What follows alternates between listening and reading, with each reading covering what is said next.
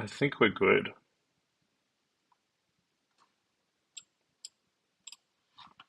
Hello? See. Hello. How you going?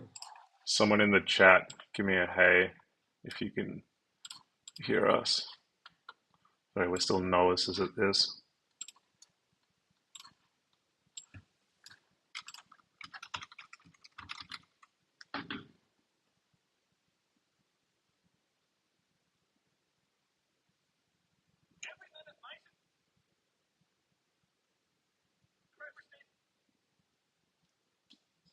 All right, I think we're up. Sweet. How you going, Maxi? Hey, how you going? Yeah, good, good. Yourself? Not bad.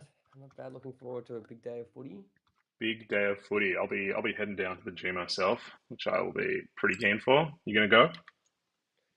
I went last night to the D's Richmond game, but no, I don't think I'll go to Don's today. I actually would be very keen, but I just kind of I've got a bunch of stuff on tonight, so probably won't be able to do it anyway. Busy, I busy got guy I as got always. I think we're a sniff. I, I'm I'm I'm mildly optimistic about Yeah, Essendon's it's. chances. I was gonna say Max and I are both Essendon fans. We have rare optimism after one good week of footy. But yeah, let's hope we can get the dub today. And I actually think it's a really good looking betting game as well. So I reckon that's one that we will definitely dive into. I first want to might mention I made a few changes to the tool last night just to make it a bit easier, and things are in a few different places. So if you watch along at home, things might you might need a refresh. Basically, I tried to get it so the Match Hub can get everything you need in the one screen. So if we look at this Hawthorn Gold Coast game, for example, we can now get all of form, insights, projections, everything just in the one Match Hub, as opposed to before having to go up into the tools, 10 different places. So it should all be a bit more in unison. And we've also added this pretty cool feature now where you can basically have like a watch list of any features, anything you find interesting for the week that you can have tabs on, and then look, like if I just as a random example, I saw Petrarca's CBAs last week. I'd click this bookmark up here, and then there'll be a little watch list that shows up here with some of those insights I've clicked on. So it's a good way to keep track of your bets and stuff and things you're looking out for. So that's just a little neat one as well.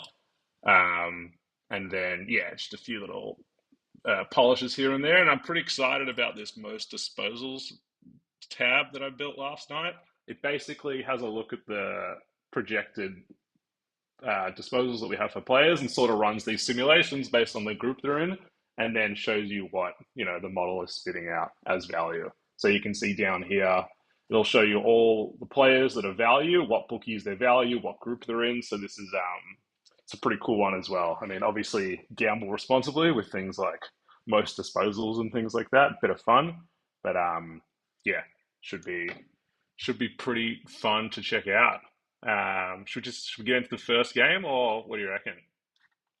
I think. Oh, I was going to say last night the most disposals thing pointed Cozzy as like decent value, and he had a huge game. So It did. I did share a screenshot in the Discord last night, pointed out big edge on Cozzy, and he did win that group. So that was, you know, that was a nice start. nice start, nice start. And people have also had good success with first goal scorer. I've also turned this one more into a bit of a projection as well now. So similar, where it sort of runs the odds on all the first goal scorer, and I'll point out any values. So just for anyone that loves first goal scorer, more of these retail bets that will look good for your account. Here's a fun tool for you to play with as well.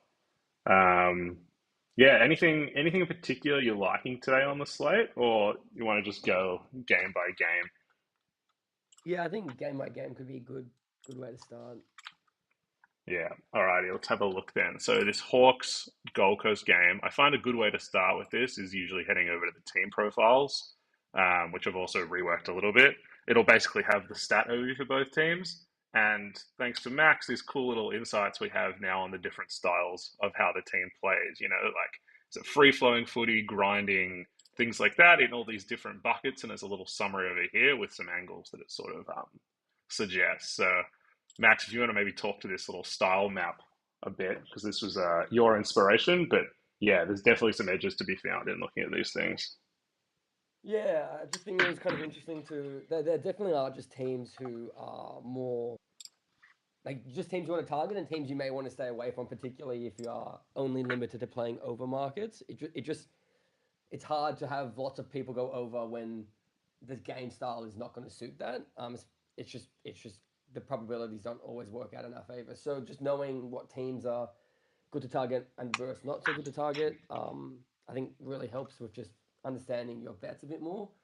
But the the other thing that I was kind of looking at is what does happen when a slowish team, a more grinding team, meets a free flowing team, and historically over the last few seasons, what sort of style kind of wins out more often. And interestingly, usually the free flowing game kind of wins out more often. So even if it's like a grinding, a team that's usually a bit slower, if they are coming up against a faster moving opponent, they tend to um, just statistically go up.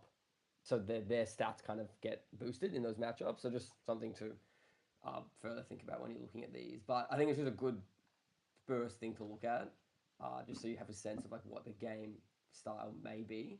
Um, where there's another super important thing to always like also factor into game style because that can dramatically change how games are played as well. But yeah, that's I think it's a good just starting point. Yeah, for sure. It's a good insight there. So when I'm looking at this, I'm usually looking for teams in this top right bucket of the free flowing. You could see Hawks and Gold Coast both tend to play more of like, a grinded out control sort of game, which usually means a bit more contested. It's a bit tougher to get free flowing footy. What it does sort of suggest is that, there might be a lot of chip mark going on where both teams are, set pretty well and they're sort of working their way slowly through that. So you can see some angles here to explore. You've got Hawthorn and Gold Coast marks definitely sticking out for both. Because I had a quick look before, and you can have a look quickly now. If we head over to the target screen, there are zero targets for over for this game. So I think it's really important to just try not to force bets for games. We all love betting overs. It's more fun to follow, but if the stats don't suggest overs, then don't force it. So this is definitely a game I think you'd probably be looking more at more be looking unders for. So when we have a look over here and we look at unders disposals, there's definitely a few guys sticking out here that I think could be interesting. You obviously want to double check this against you want to double check it against lineups just to make sure there's nothing that are producing boosts or anything. So got it for example here. Sicily is out today, so that might free up a bit of stats in the back line for a few of those people like Battle and Hardwick and Impey. So you can see some of these guys, the line's already been factored in for that. Impey's got a bit of a boost as well, and then Amon as well up at 22. But Gold Coast aren't a particularly free flowing team to play against, and they don't give up a lot of stats. So I'd be cautious with just betting overs on those guys because Sicily are out. We can look a bit more in here and see that when we look at similar players, so especially Battle and Hardwick, both of them are standing out as guys. It's the worst matchup in the league for them, and similar players against Gold Coast have struggled. So if we want to dive into this a little bit more, because he Battle has gone over 3 times. His unders were against Port, who are a tough team to play against, Geelong, tough team to play against, Essendon are an easy team to play against, but then his overs, Doggies are notoriously an easy team to play against, and then Swannies at Marvel probably favoured him as well. Oh, sorry, Swannies at the G probably favoured him. So, Battle at 19.5 could be one whose unders I like today. I think it could be a pretty tight game, I said before. And yeah, I think 19.5 is pretty high for a guy who, he does get amongst it, but I think he's probably a bit more of a key player down back. If we have a look any more, Hardwick as well, one that, recent weeks has shot up quite a bit, but again, definitely inflated by this Bulldogs line, where it's the softest matchup in the league. Um, has gone over it a few times, and his role does change a bit. 17.5 could be one you go under. And if you are a fan of correlations, it could be a cheeky one where you just Battle line with Hardwick line, give you about $3, $3.50 for both to go under.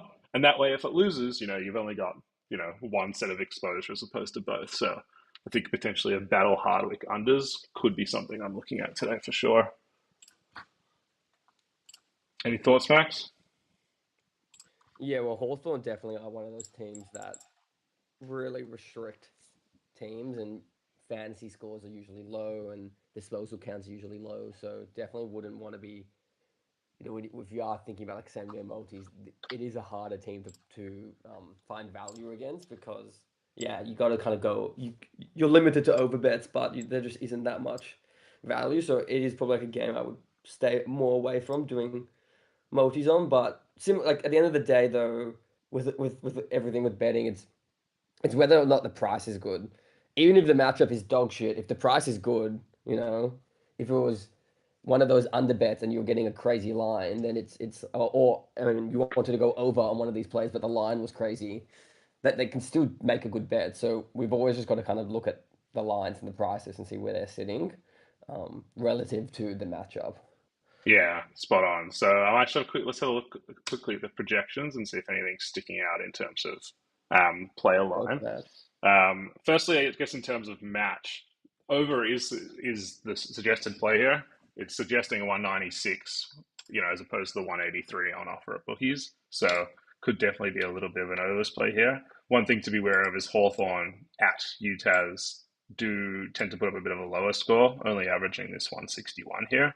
But I think the model is showing that both teams have been scoring pretty high this year, and then both teams, defensively have given up quite a lot. You can see down here they're both giving up in the high 80s, high 90s this year. So I think overs could potentially be a nice play as well. It's probably a match I'm staying away from money line wise, just because Hawthorn are good at UTAS, but this is the first time this year that Gold Coast are playing all of Petrarca, Rao, Anderson in that midfield. So it'll be interesting to see how that plays out. Also interesting to see what happens disposal wise. I think Rao at 28.5 is also one that I think is definitely a good unders play. I think just numbers wise, I don't know if there's enough touches to go around for all of Petrarca, Anderson, and Rao to get their numbers in. And it'll be interesting to see if we look over the player projections what it thinks. Same thing here, it's got Rao at 26.5. So, if you can get that 27, 28 on Rao, I think definitely a good unders play there. The projections are definitely liking some unders over here. They've got Anderson all the way down at 24, which is super low.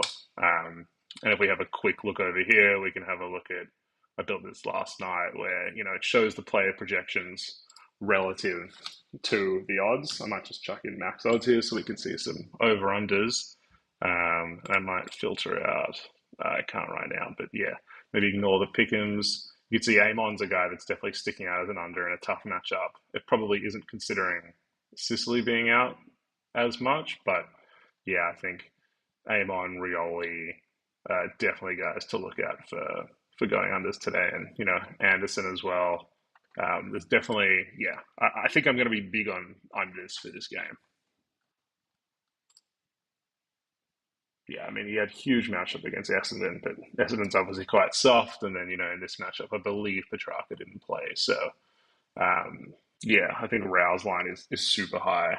I just feel like at least one or two of Anderson, Rao, Petrarca have to go under. It's just about, which one do you think that is? Because, yeah, you never know. I might even go all three unders and then just, hope that two of them go under.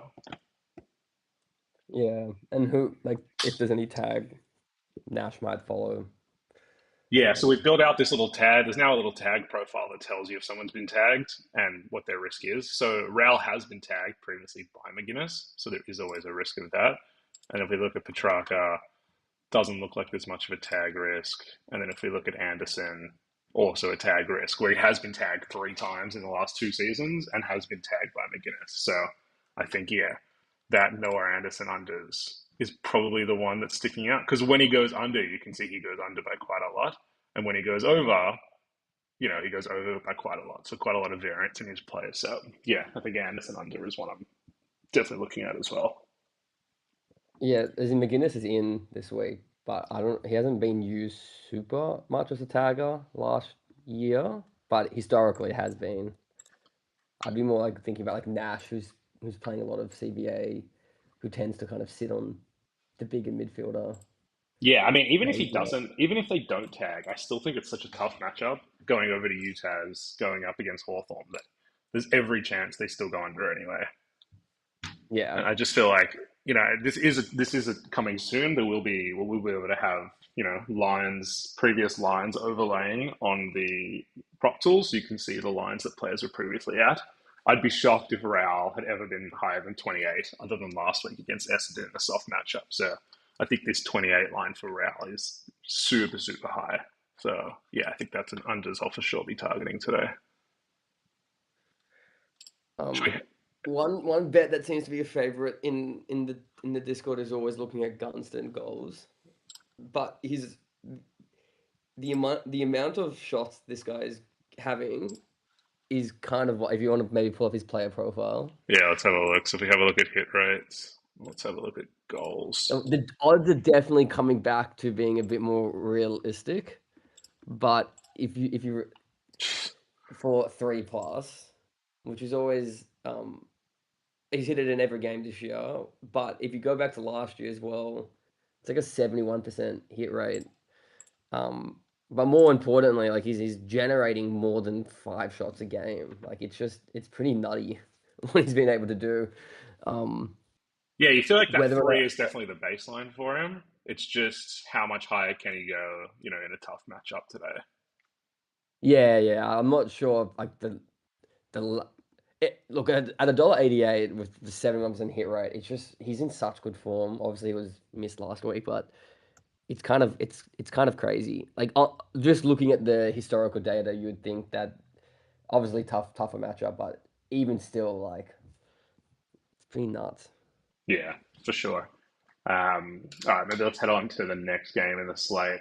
Definitely a more tasty game, I think, for odds and for markets. You can see here right away, Bombers and Pies, both most free flowing teams in the league, which, is super good signs for disposals going over, marks going over, everything. So I think this is a super over heavies game. We have a look here as well.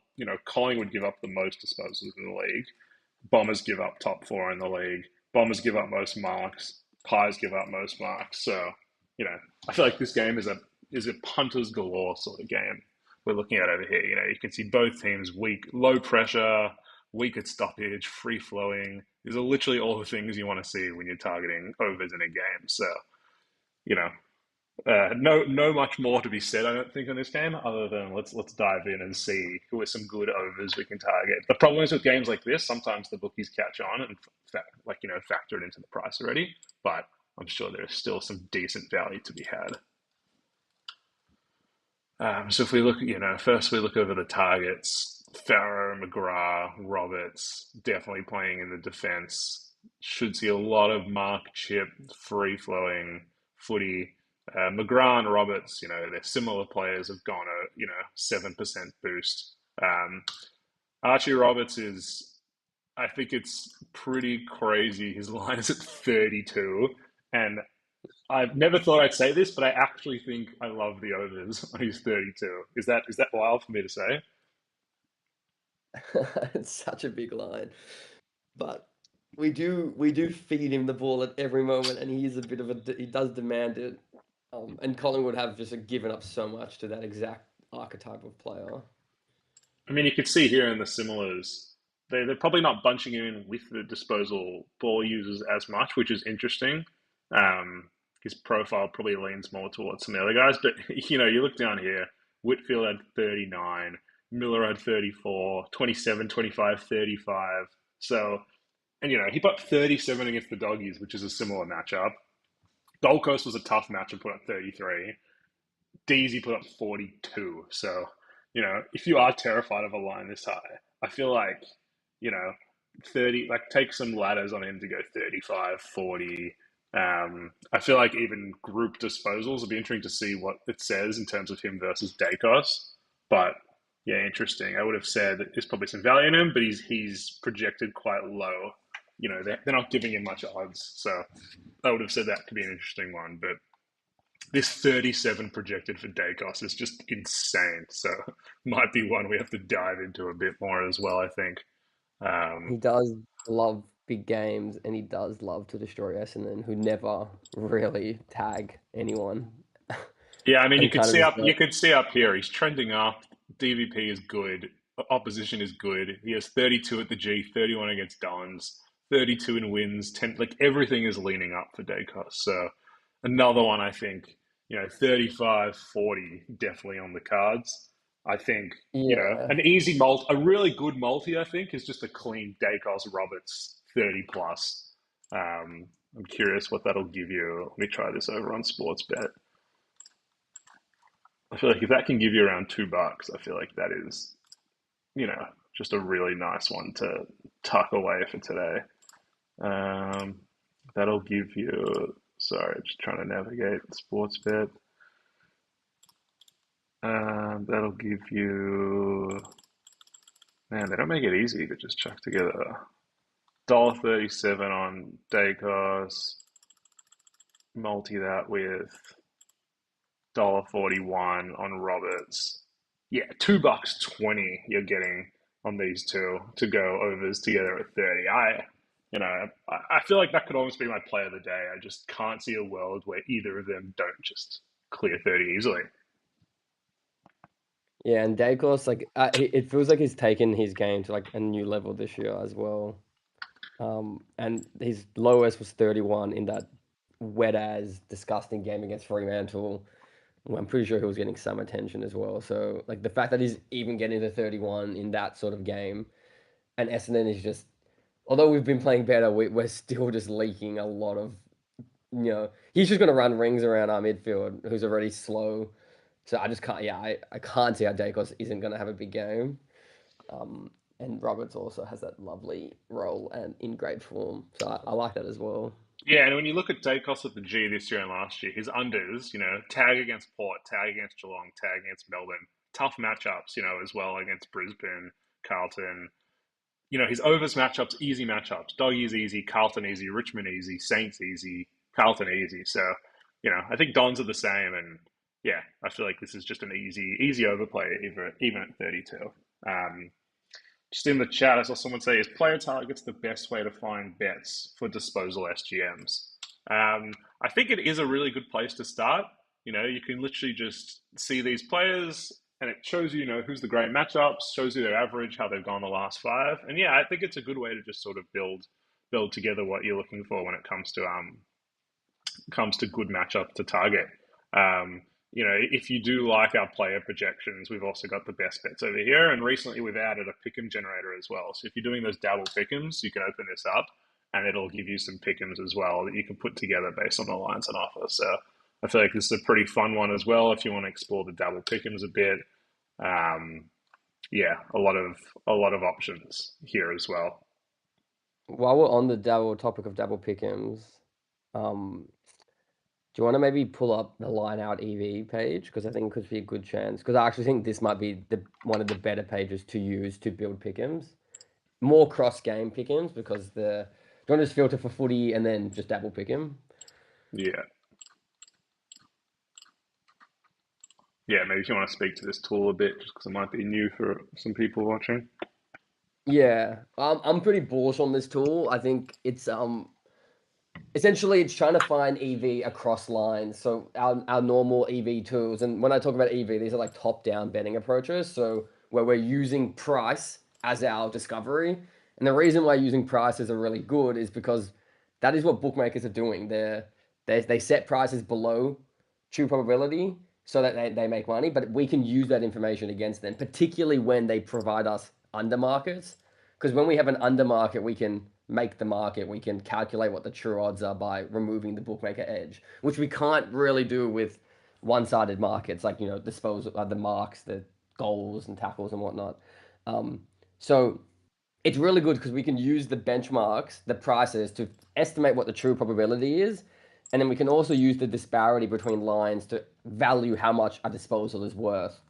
And it's really interesting because one disposal around the consensus, like where the average of the player's disposal is worth a lot. So if you can get similar prices, but you get one extra, you're given a free disposal, that is where the EV lies, and that is where this is what this tool is trying to show you, where we find a consensus line.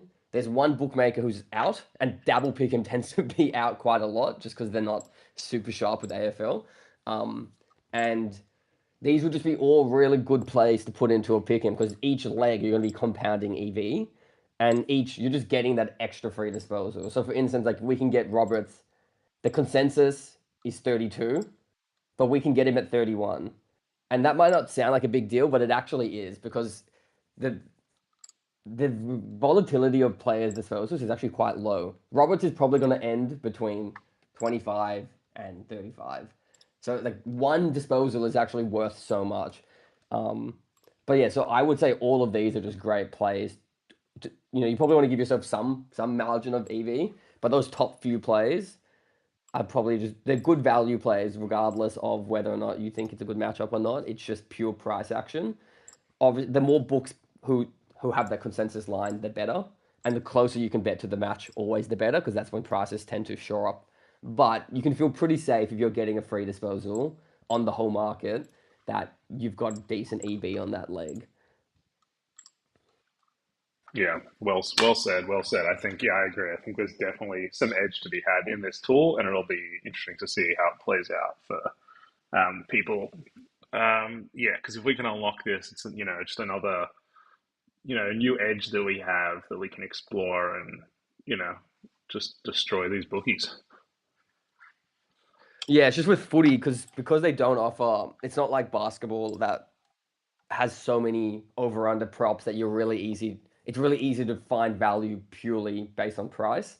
But this is our kind of like answer to how can we just find footy legs that are EV purely price hunting, which is a really pure way to punt because it's math. It's literally it's based in mathematical principles as opposed to a lot of the stuff we do with footy is the bottoms up approach, which is definitely a great way to punt, but it does require a lot of thinking. Whereas this is a bit more high level, top level down approach.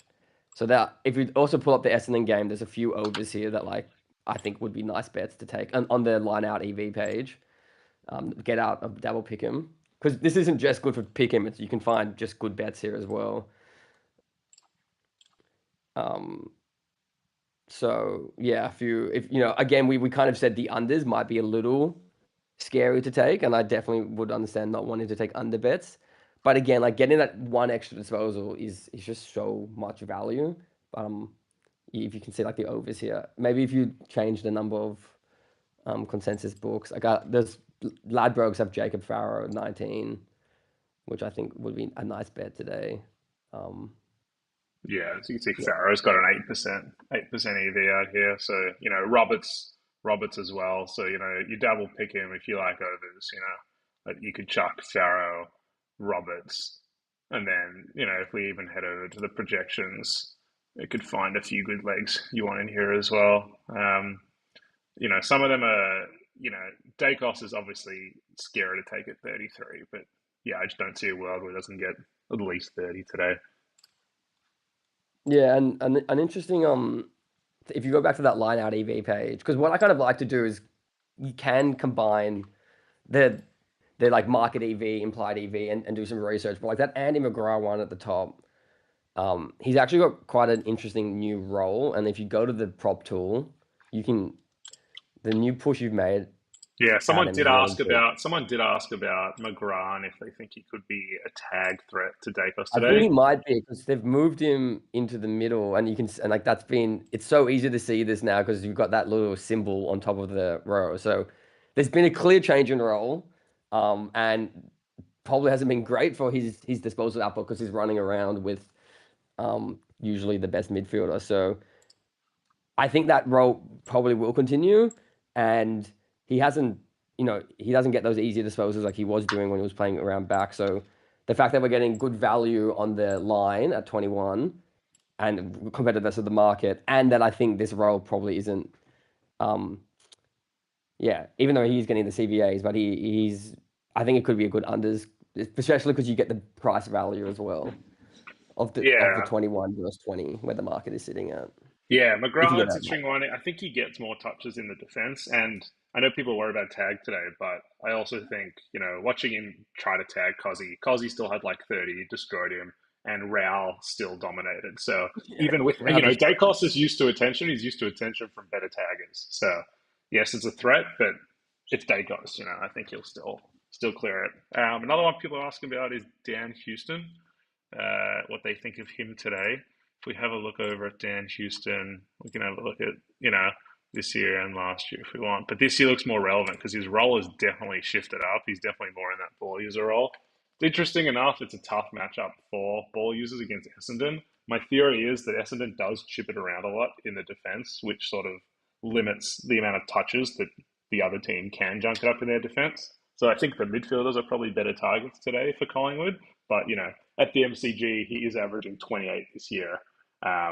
And Essendon in general do give up good disposals. So, the 25, if you're comfortable that it's a good enough matchup, regardless of DVP, and you like him at the G, yeah, I feel like the overs on the 24, 25 is solid. I don't see anything wrong with it. There's not enough red flags for me to say don't take it, I don't think. Thoughts? Yeah, yeah. As in, it's also a perfect day for footy, so good for sort of a player like Houston. But if there's any other bets that people want to kind of throw in the chat, and we can kind of look at that, we're also happy to kind of do those sort of reviews. Yeah, yeah. Just chucking anything you've got as we go. Might be a good time to use this feature as well up here. So if you actually type the bet in up here, if I type in, Houston over 23.5 disposals, it should, yeah, it brings up this little modal which gives, the suggestion on him, and it does say back over. They've got some favourable signals. He's trending up. Essendon ranked good. He averages well at the G. They've had a good break. Darcy Moore's out. So, yeah, there's definitely good reasons to take his over, I think. And I think if you can get the 23.5, definitely shop for that over the 24.5, just because, as Max said on the line out EV, every line does make a difference. So, yeah, I would definitely shop for that. While we're on this page, probably a good time to show you a few changes I've made. I've also got this little summary up here, so it shows you in the game all the different suggestions, I guess, just on different signals that are happening. And it ranks, there's 5 different tiers of, back over, it's like a lean over, no edge, under fade. If we look at this back over, interesting enough, it's guys that probably aren't as relevant. Durham's an interesting one, just because it really does depend on his role. I think with McGrath in there, he's getting less time in the middle. So it's probably one where, even though the stats based on this year, if I just go by this year, it does suggest over because it is quite a low line, but it's just tricky because his role um, is definitely not what it was at the start of the year. As much as I love Durham and think he should be playing in the middle 80% of the game, it just doesn't seem like he's got that role anymore, and he is pushing a bit forward. Potentially kicking a snag could be on offer for him as well, so that could potentially be a good little angle as well. Yeah, I was just saying that on the Houston note, I'm just looking at some of the other tools on my screen, and Dab will have him at $2.55 for 100 fantasy points, which to me seems well over. Houston, Yeah, Houston. if I look at his fantasy, oh yeah, is the pick him at 88? Wow, Yeah, that is a I guess the picking would be low low as pick 'em well. line. That's a for sure throw in your pick'ems that over 88. Yeah, I that's think pretty low. even if he doesn't get 25 touches, he's just going to get enough mark kicks. And you can see Sportsbet are pricing this way higher anyway. So unless this is just out of date, and Pick'em hasn't updated this line on our end, I think yeah, that's a great line to pick out. Good shout. Do we think the Darcy Cameron role is back, or is he going to split that ruck and keep? Because the last few weeks, it's kind of he's had bigger games. I mean, if we want to look, maybe it's a good. Yeah, what was the CBA split last week? Yeah, let's head over to the match and head over to the CBA.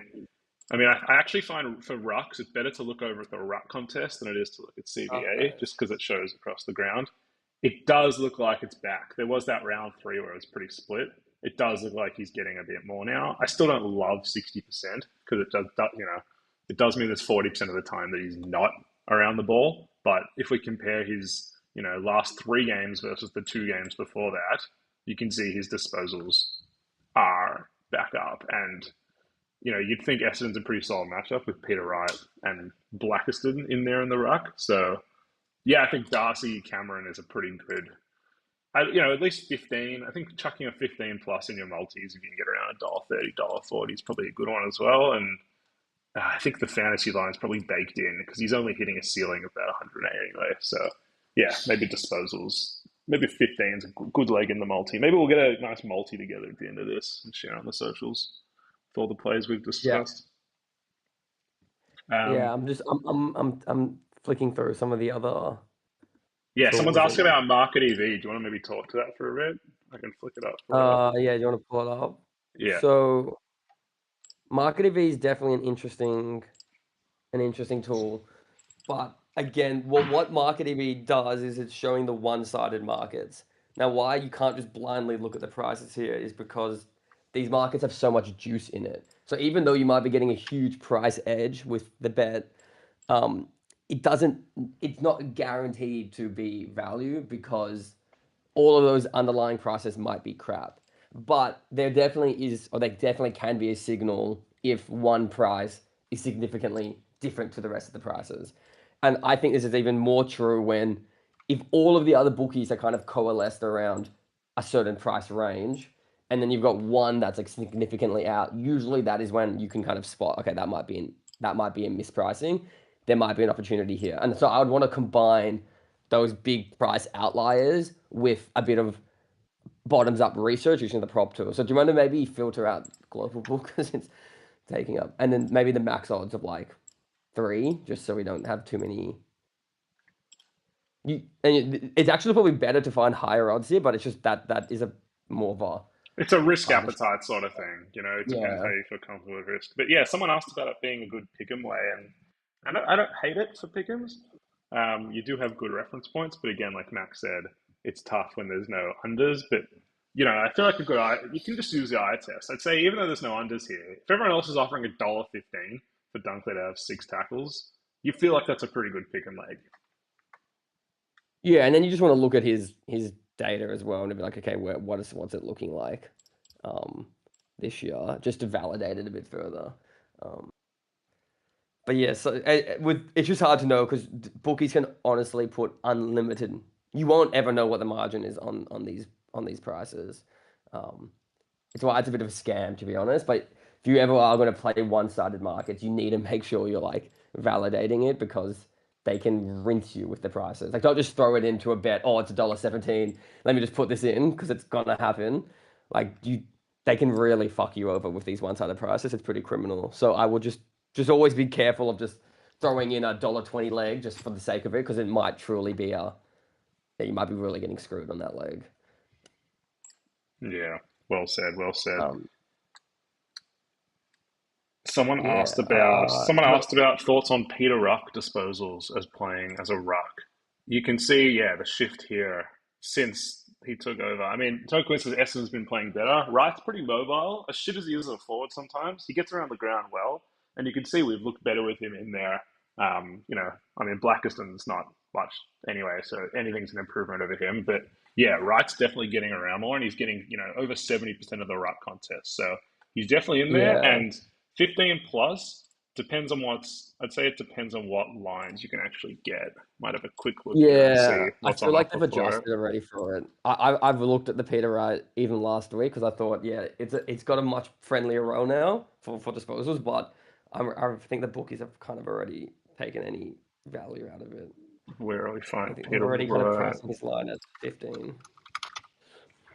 If we have a look, yeah, I mean this dabble. It's probably a good pick him to chuck in at 14 and a half, and dabble's $1.85. But yeah, it does look like he's being factored in already. Where he's looking like, I mean, Jared Witts is a really tough matchup, I will say, and so is Gorn.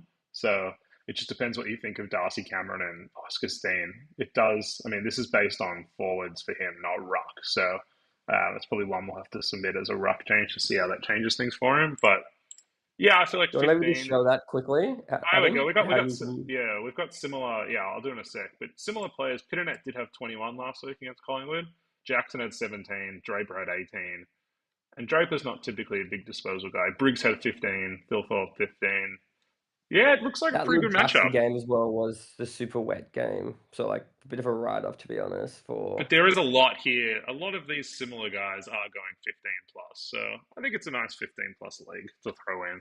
I wouldn't be overexposed to it beyond that. Yeah, so we do have this custom positions now where users can submit. position changes by round, when guys change a role, and I will go in and approve them. And it does impact everything. It updates the DVP calcs, it updates their roles, everything, which is pretty sweet. So just an example, we were saying Peter Wright. If we go into Peter Wright, we have a look at his, and you can click this little eye and it actually shows you the heat map and stats. So you can see if their role has changed. So Peter Wright, this one looks still pretty forward. This one is where he played ruck for sure. So, I'd be putting ruck in here, and then round 6, I would put ruck as well. And then I would basically just click, you can click this little submit over here. It saves anyway locally if you don't click this, but this basically submits it to the database where we can then go in and review these changes. And then if I click approve on round 6 and approve on round 5, he will now show up as a ruck for those positions, which will, update all the DVP calcs, and it won't say this position will change based on majority. So until he's played more games in the ruck, it'll still say forward. But Langford's a good one, for example, where his role has changed, was forward to start the year, has swapped out, and now his role reflects that. So it's a pretty neat database we're building up in terms of position changes week by week. And you can see here as well, there's a little tag now, which also shows that he played defense in round 6, which did flag a role change. Also, while I'm here, I may as well go into the new role changes tab, which same thing as well. It's a good way to just, spot guys and see if they change roles and see if the bookies haven't picked up on it. Zerha is obviously the big talking point for the week. No one saw him coming to play in defense. Thankfully, I saw someone on Twitter post it like 10 minutes before the game that he was warming up in defense. So I did get some cheeky bets on Zerha disposals, which was nice. But this is a good way to just see if you can spot trends before the bookies do. So, even someone like Mullen playing wing forward could be a good shout for a goal. Gallup played in defense if that happens. Things like Marks could be good. And you can see Langford here for sure has changed.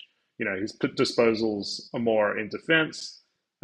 Orange and yellow showing forward. So Langford's probably another good one today I'd look at, especially with Ridley out. I think Langford's probably going to play that role a bit. So the bookies have already factored this in. So I think his 20 plus is probably a safe, leg to chuck in a multi. But his marks the last 2 weeks are 5 and 6. So maybe there's value in marks.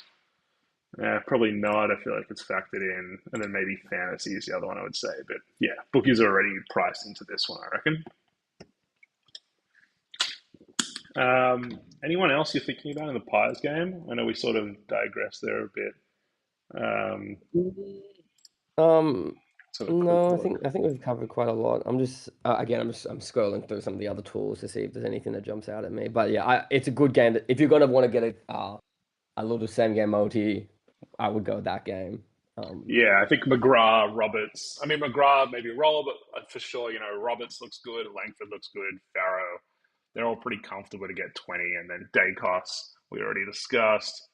Pendles, I know you love Pendles, and you had a big chat on him last week, and with some good But now value the on that. line has moved up. It's now like at a pretty high level that it's more reasonable now. So I think the value has gone there. Like that's how quick it changes. He could still have a huge game today, but 24 is a high line.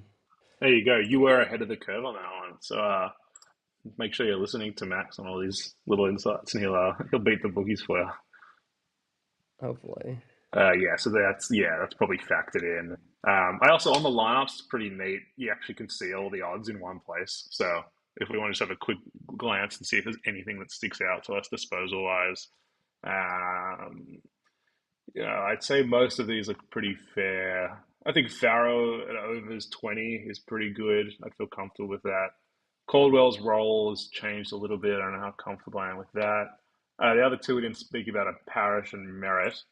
Um, Parrish loves Anzac Day. He also loves the G. I know you can't really use going back too far, but he's had 27, 29. He loves his 30s. Bookies are priced into it though, so I don't know how much value there is in Parrish at 27 and a half. And then Merritt's an interesting one because, his role has changed a bit this year as well, I think.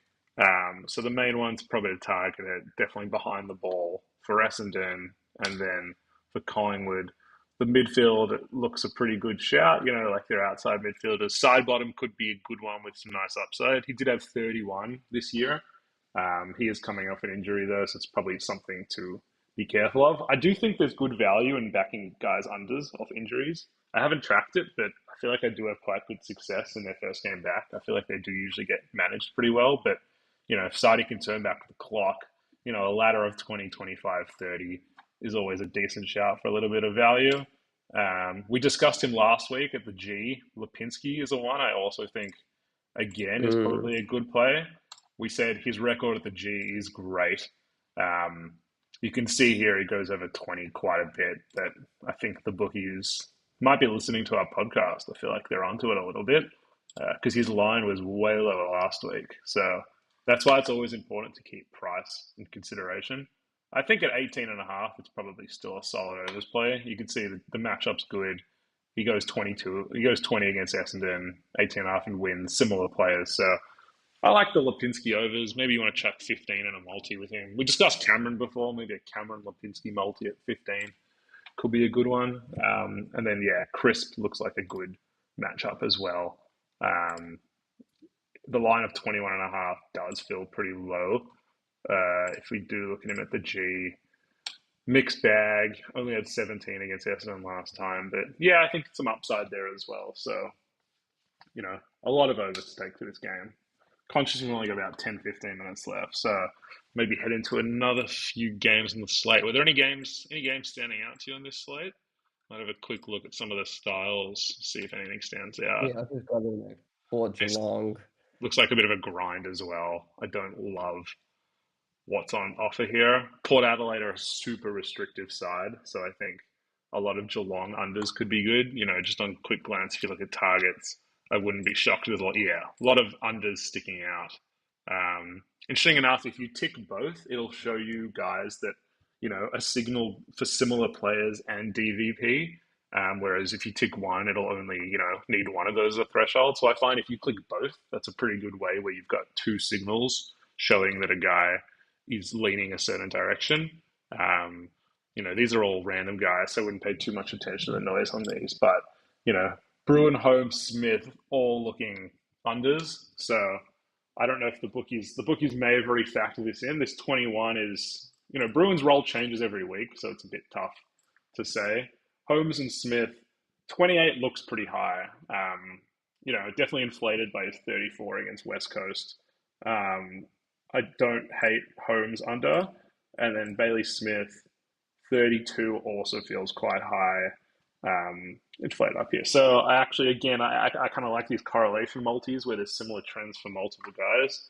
I feel like a multi of Holmes and Smith both to go under, I think could be a nice little multi. And then, your exposure's limited, but you've got good upside on both guys. Yeah, I Um, like it. yeah, let's have a quick look. So yeah, I'd say that game's a nice unders game to target. I know we haven't got into goals and disposals and stuff too much, but obviously so much to cover each week. So yeah, if you got any bets you're looking at this weekend, feel free to chuck them in, and we can have a chat about it. Another one, not much. High pressure is not great for a game, and style not standing out. Looks like a low volume contested footy, so maybe some overs on some inside mids could be decent. I wouldn't be shocked. Just I don't even know what it is, but I feel like unders could be. Yeah, I was going to say the projections love the unders on the total of Freo Carlton. Freo notoriously, you can see here they do score pretty low at Optus. I again can't tell this on my head, but I feel like I take the unders on the total at Optus every week. I don't think the bookies factor this in. They're only putting up 150 there, and the line's at 175. So yeah, I like the total unders on this play. I actually find the projections have been pretty good this year for totals. I've seen some people in the Discord have good success with this as well. So um, yeah, again, it's not worth forcing things in games like this. I know we love betting overs, but I think you have to pick your games smartly. And I think this Saints West Coast game is probably another one that stands out as a good game. You've got free flowing St Kilda, and as it says here, when there is the style clash that Max spoke about, the flow tends to come out on top. So I think this could be another game that has some good Overs targets, I feel like you could back, some of the Saints and West Coast players to go over. You can see here, it loves the Rucks, Windhager, Clark, Flanders. Some good options for overs in this game. I think that's another game that I would target if I quickly have a skim through Brisbane Adelaide. A lot of tough games this week. I know this one's leaning free flowing. It still feels like it could be a pretty tightly contested game. Where Adelaide has a lot of pressure. Um, yeah, there's not the matchups wise. There's not a lot I love this week other than the Pies Collingwood game and the Saints West Coast. Um, and this GWS one's tough as well because North is just so restrictive. North are the toughest team for any team to go against this year. You can see, look at this, just against, you know, toughest matchup for disposals, toughest for fantasy, uncontested, contested, marks. So definitely GWS unders is another one that I like the look of this week. Um, yeah. I know I sort of quickly skimmed through all of those, but yeah, there's definitely a few angles to dive deeper into when you've got time with the tool. I was just putting together a quick line out EV pick'em that we can maybe. I reckon these are all decent value, and if you want to kind of share it, so I'll kind of just um, what I just put on was Nash under 19 and a half, which yeah was is at 7% EV, but the consensus is 18 and a half, and you're just getting that free disposal and a decently tricky matchup. Roberts over 31, we spoke about that a lot. Just getting that free disposal, which we like. McGrath under 21. Again, good price value, and we spoke about kind of that mid roll not being as friendly for him. Bergman over 14. As a fantasy owner of Bergman, he's been an absolute battle to own this year, but the line, other bookies are at 17, and so you're getting three disposals there, Right, which should be nice. And then that's a huge I gap. went Horn Francis under 23. Again, that matchup could be a bit of a lower disposal game. In Geelong, all the bookies are at 22, getting a bit of value at 23. Yeah, so I think And yeah, then hopefully we look, can keep five it alive percent. all day. Yeah, I was going to say 5% is a pretty good benchmark for this. I think just looking at these, there's some really good plays. All those one Max mentioned up there. Um, yeah, so maybe we'll share that one on the socials and hope that that one gets up. It'd be a nice 25 times payout, which would be good. Yeah. And do you want to maybe suggest or we can look for the last 5 minutes, just look at one for the Essendon Collingwood game, since I think that's probably the best same game. I already put on that 30-31 at 220. I think that's a great bet. Let me have a look. Let's Um, get sports bet up so people can have a play at home. Yeah, don't mind this balance. I'm just raking it in. Um, sports bet, AFL. Let's have a look at Essendon Collingwood. Yeah, so if we go multi, I already discussed it before. I actually don't love their layout. I just find it really I hate it. slow and annoying to play with. Like, look at this. If we look 30, oh, it's so annoying to get to. It has to be a better way. Roberts 14, $1.42, Dacos. That $2.20, I think. I already played with a few other books while we were looking. I think that's the best you're going to find. I'm happy to call that my bet of the day. That $2.20 on offer. You could even chuck a little multi together of Darcy Cameron at 15, Lipinski at 15, and then even I know it's a small odds. We did discuss Peter Wright. I think you could chuck Peter Wright in there. It's a nice $3 multi on offer as well. Um, and then maybe you've got the Houston one we spoke about before as well. So you Yeah. could go Houston. We didn't even discuss Josh Dacos, but his line's pretty baked in already. I think you know the upside's tough. Houston's probably got better upside. So maybe if you want to go Houston 25 into like it's just tough because a lot of these odds are already ripped in. Maybe a crisp $1.40. And then we did discuss, was it Farrow, Langford? Probably good Yeah. matchups as I well. reckon. I think that $7.25, if you got the bet return, is a pretty nice one on offer as well. Um, Someone asked on the player projections page on the pick'em generator, what does the percent mean on each multi? If we head over to projections, player, pick'em combos, well, let's go for the game that we're interested in. So this Essendon Collingwood game. Uh, so up here you've got the question was player projection page, pick'em, what's the percent mean on each multi? So I think it's basically just telling you, I guess, like how confident it is of like the edge that you have. So it's like if it's a 73%, uh, that's basically how it feels in terms of your probability. Let's say it's 50-50 of hitting.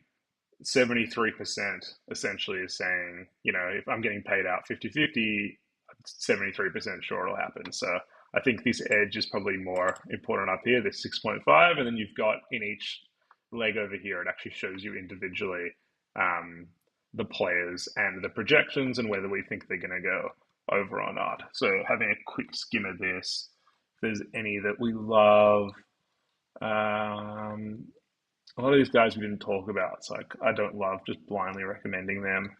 But yeah, we discussed Dacos, we discussed Roberts, yeah, and Max discussed those pickings before. I feel like probably good to wrap up there in case there's anything else you wanted to add quickly, Maxi, before we head off. No, I think that was a good session. Yeah, all good. This will be available to watch again if you didn't catch all of it. Thanks for joining us. We'll try to do this weekly. We don't have a set time locked in, but yeah, we'll probably. I like that Thursday slot, so we'll probably try and make that happen. Yeah, best of luck to everyone on the punt this weekend. Best of luck, everyone. See ya. Go Dons. Go Dons.